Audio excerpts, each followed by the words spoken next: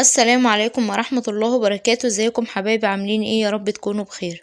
ان شاء الله يا بنات هنعمل مع بعض كيكة الكريم كراميل، حاجة كده سهلة جدا وبسيطة ومش هتاخد منك وقت. يلا بينا نسمي الله ونصلي على الرسول ونبدأ ونشوف هنعمل الكيكة الجميلة دي ازاي. انا هنا عندي اول حاجة هبتدي بيها اللي هي الدقيق يا بنات. انا عندي هنا كوبايتين من الدقيق، طبعا انا نخلاه كويس جدا.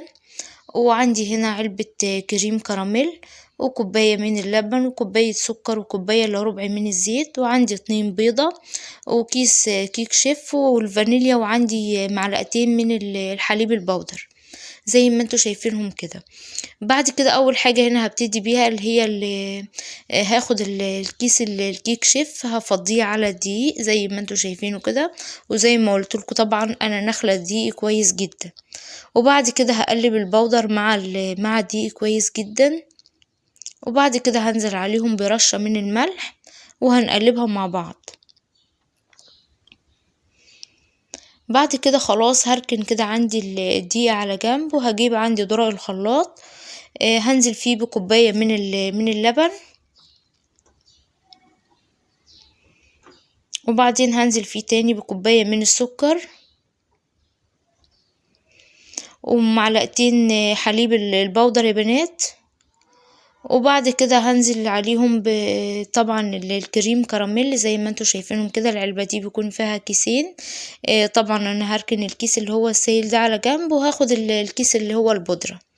بعد كده هفضل الكريم كراميل البودرة في دروق الخلاط عندي.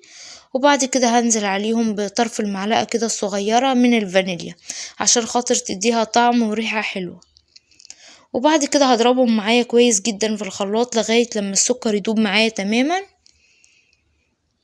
وبعد كده انا عندي الزيت دوت اخر حاجة هنزل عليها شوية بشوية كده من الزيت يا بنات عشان خاطر الخليط يتقل معايا ويبقى حلو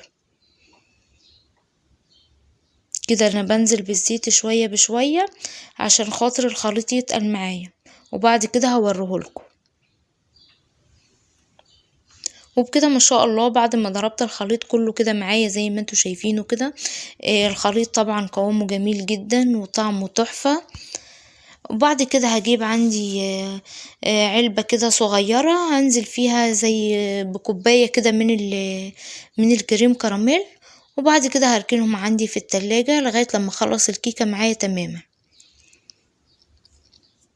وبعد كده ده الخليط اللي اتبقى معايا اهو يا بنات في درق الخلاط زي ما انتوا شايفينه. هنزل عليه ب2 بيضة، وبعد كده هنزل عليه بمعلقة كبيرة من الخل. طبعا الخل ده كويس جدا يا بنات في اي كيكة. طبعا بيشيل زفارة البيض وبيخلي الكيكة هشة معايا وجميلة. وبعد كده نزلت عليهم بشوية من الفانيليا وهنضربهم مع بعض كويس جدا في الخلاط. طبعا انا حسيت ان القوام عندي تقيل، وحسيت ان القوام يعني هيبقى شوية عندي لما فاضيه على دي، فزودت نص كوباية من اللبن عشان خاطر يبقى القوام معايا يكفي دقيق وكده. اهو زي ما انتوا شايفينه كده ما شاء الله بفضيه على الدقيق. وهنقلب خليط الكيكة كله كده مع بعضه يا بنات وفي اتجاه واحد. اهو ده كده خلاص هنقلبه مع بعض كويس جدا وزي ما قلت لكم في اتجاه واحد.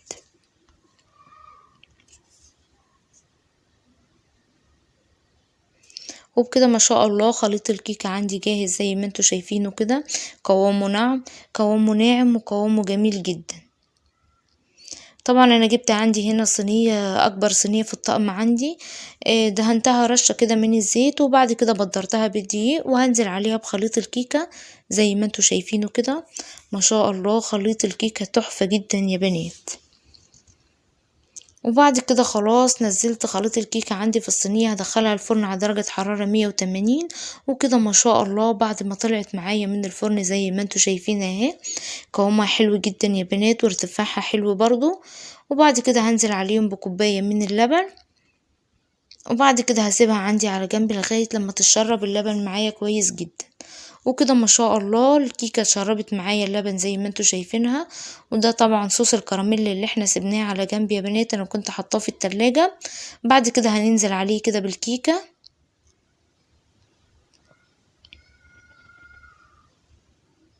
وبعد كده انا هفرده كويس جدا معاكم زي ما انتوا شايفينه كده. طبعا مش قادرة اقولك بقى الكيكة ديت كان طعمها تحفة جدا وكان طعمها جميل يا بنات، وان شاء الله هتجربوها وهتقولولي ايه رأيكم فيها. طعمها جميل جدا يعني بتفرق عن اي كيكة تانية خالص. وطبعا صوص الكراميل ده طبعا طعمه حكاية لوحده يعني. وكده ما شاء الله فردنا صوص الكراميل معاكم زي ما انتوا شايفينه كده. وبعد كده جبت عندي الكراميل اللي هو السايل ده يا بنات، صوص الكراميل. هعمله كده خطوط زي ما انتوا شايفينه كده على الكيكة. طبعا الخطوط ديت بتدينا شكل حلو خالص في النهاية، وهتشوفوها دلوقتي.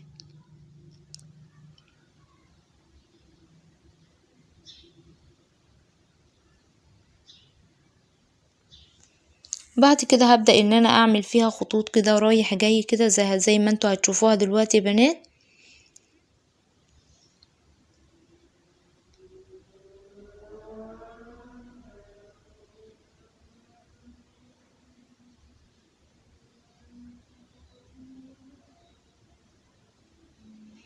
وبكده ما شاء الله ده الشكل النهائي بتاعها يا بنات زي ما انتوا شايفينها كده، ما شاء الله شكلها تحفة وطعمها تحفة، وان شاء الله هتجربيها وهتعمليها.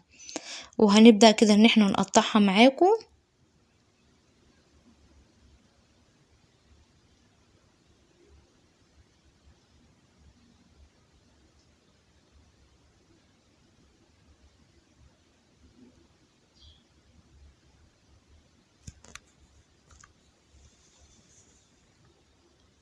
وبكده ما شاء الله خلاص قطعتها معاكم زي ما انتوا شايفينها كده. شفتوا بقى الجمال وشفتوا الحلاوة عاملة ازاي. طبعا صوص الكراميل كده مغرقها كده من فوق كده وجميلة ونازلة عليها كده من فوق زي ما انتوا شايفينها، وبألف هنا وشفا. وعايزة اقولك لو اول مرة بتشوفي قناتي ياريت تشتركي في القناة وتفعلي زر الجرس. والسلام عليكم ورحمة الله وبركاته.